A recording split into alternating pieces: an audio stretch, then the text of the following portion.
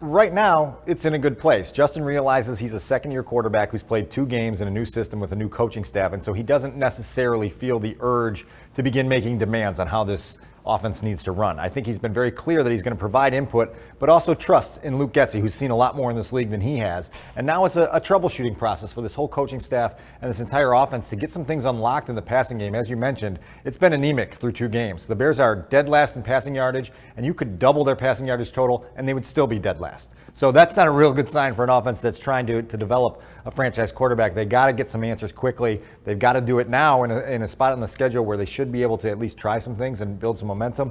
Let's see what it looks like Sunday against the Texans. And when we talk about the matchup with the Texans, it's 2 very offenses that are underperforming, to say the least. Where do you think this game is going to be won or lost? Well, both teams ran the ball fairly effectively in week 2. And so I think we're going to see a test of defenses and who's going to stand up first to stop the run. The Bears didn't do a good job of that in Green Bay. Aaron Jones, A.J. Dillon ran wild on them, and they cannot get back in the locker room after a game and see a stat sheet that shows an opponent rushing for more than 200 yards, right? If you're going to preach the hits principle for 6 months and then give up 200 yards on the ground, you're failing, right? So they've got to figure out a way to stand up, and they got to figure out a way to stand up against a offense that has Dameon Pierce, who's a hard running back who's going to challenge them in every way.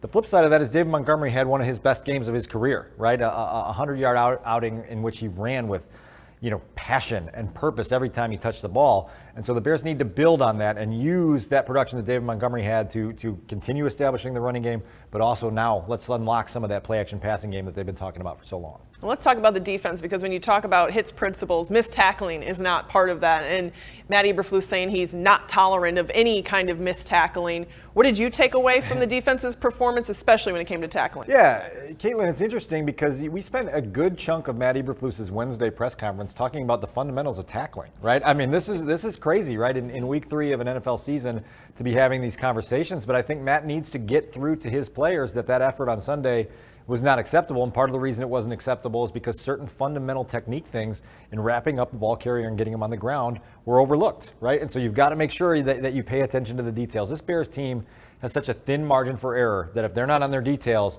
you're going to have days and nights where you're humiliated, right? And you don't want to have those nights, so pay attention to the details. One of those details is tackling in tackle football. And let's talk about the secondary. Jalen Johnson and his coverage through the first couple weeks of this season. I think there's only been 1 pass his direction, 1 pass allowed. Do you think that's a product of teams maybe avoiding to throw in Jalen Johnson's way, or he's just right in the right place at the right time? Well, I think it's a combination of Jalen's ascension as a cornerback and a guy that obviously makes an opposing quarterback think about testing him.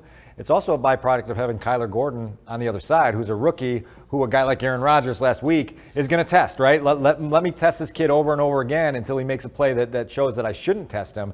And so that's what the Bears are going to be dealing with all year. It's going to be a little bit boring for Jalen Johnson at times to not get action coming his way, but he should be happy with the boredom because it means that he is developing as a player that others really respect.